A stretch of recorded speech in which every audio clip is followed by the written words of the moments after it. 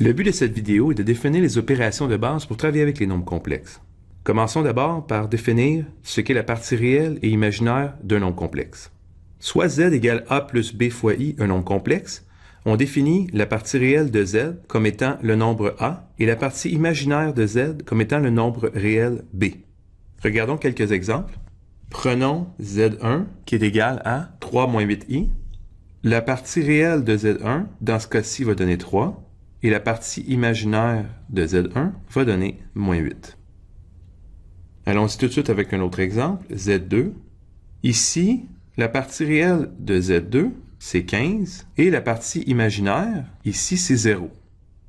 En fait, on réalise que lorsque la partie imaginaire d'un nombre complexe est égale à 0, ça veut tout simplement dire que le nombre complexe, en réalité, appartient au réel. Terminons avec z3, le nombre moins 7 fois i. La partie réelle de z3 va être égale ici à 0, et la partie imaginaire de z3, elle, va être égale à moins 7. Dans ce cas-ci, on dit que z3 est un imaginaire pur. Lorsqu'on parle d'un imaginaire pur, on parle en fait d'un nombre complexe dont sa partie réelle est nulle. Allons-y maintenant avec une proposition. Soit z et w deux nombres complexes, alors z égale w si et seulement si la partie réelle de z égale la partie réelle de w et la partie imaginaire de z égale à la partie imaginaire de w. On a donc ici deux preuves à faire. Il y a une des directions qui se fait relativement bien. Si la partie réelle de z égale à la partie réelle de w et la partie imaginaire de z égale à la partie imaginaire de w, alors forcément z égale à w. Montrons l'autre direction. Donc on a deux nombres complexes égaux. On fait quelques manipulations.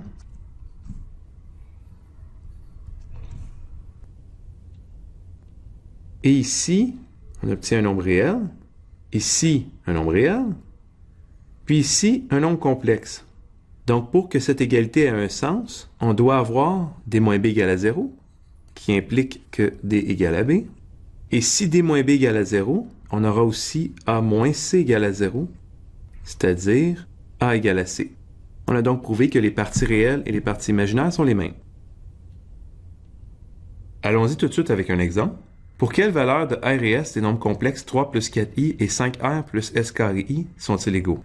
Ici, dans le fond, il suffit d'égaliser les parties réelles, 3 égale à 5R, et les parties imaginaires, 4 égale à S carré. On trouve R égale à 3 cinquièmes et S égale à plus ou moins 2. On peut maintenant regarder la définition de l'addition et la soustraction de deux nombres complexes. Ici, la façon la plus simple de voir l'addition de nombres complexes, c'est de voir i comme une variable et d'additionner comme dans les réels. Donc, dans ce cas-ci, on fait quoi?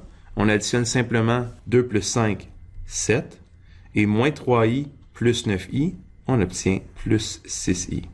En réalité, ce qu'on fait, c'est qu'on additionne les parties réelles ensemble et on additionne les parties imaginaires.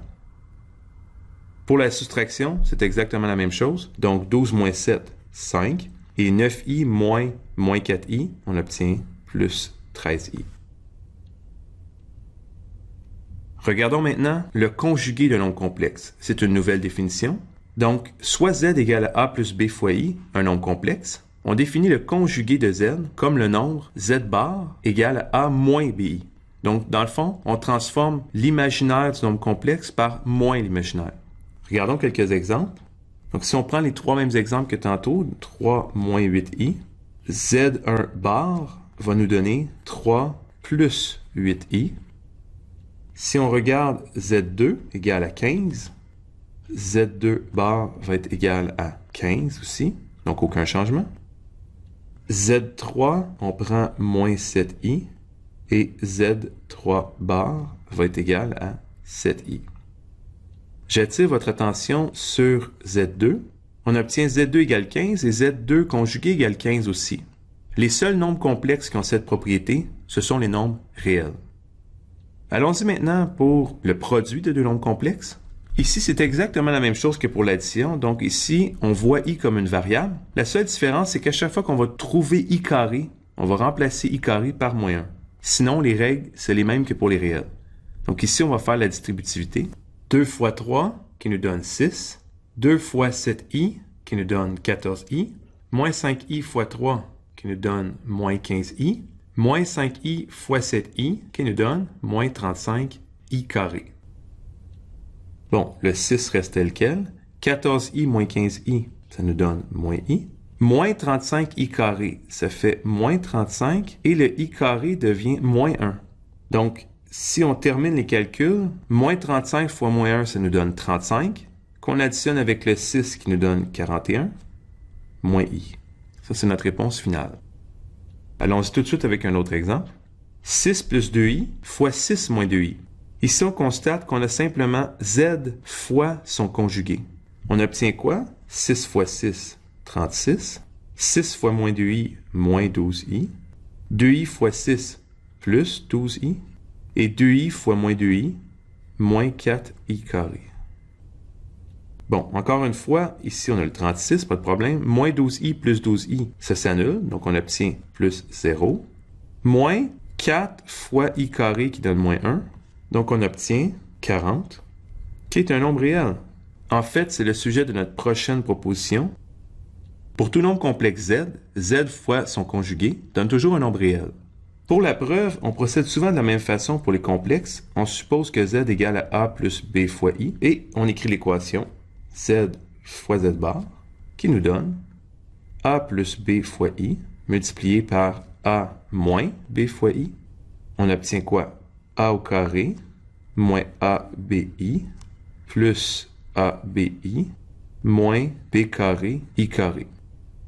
A carré ne change pas. Moins abi plus abi nous donne 0. Ici, on a moins b carré fois moins 1, qui nous donne a carré plus b carré, qui est un nombre réel, ce qu'on voulait démontrer, mais en plus, c'est un nombre réel positif. Donc, la preuve est terminée. On est maintenant prêt avec la dernière opération, la division de deux nombres complexes. Ici, c'est moins évident que pour l'addition et la multiplication. Il faut utiliser un petit truc d'abord. Le truc ici, c'est de multiplier par le conjugué du dénominateur en haut et en bas. Donc ici, on ne change pas le résultat puisqu'on multiplie par 1. En faisant les calculs, le dénominateur, on a déjà fait le calcul dans l'exemple précédent, on trouve 40. Et le numérateur, c'est un produit usuel. Donc 3 fois 6, 18, moins 6i, moins 6i, plus 2i carré. La réponse qu'on trouve, 18 moins 12i, moins 2, parce qu'on a 2i carré, mais i carré devient moins 1, donc on obtient moins 2, le tout divisé par 40. Donc on trouve 18 moins 2, 16 sur 40, moins 12i sur 40. En faisant les simplifications, on trouve 2 cinquièmes moins 3 dixièmes fois i. Donc dans cette vidéo, nous avons vu la partie réelle imaginaire d'un nombre complexe, l'égalité de deux nombres complexes, ainsi que les opérations suivantes, la somme, le conjugué, le produit et la division. Merci pour votre écoute.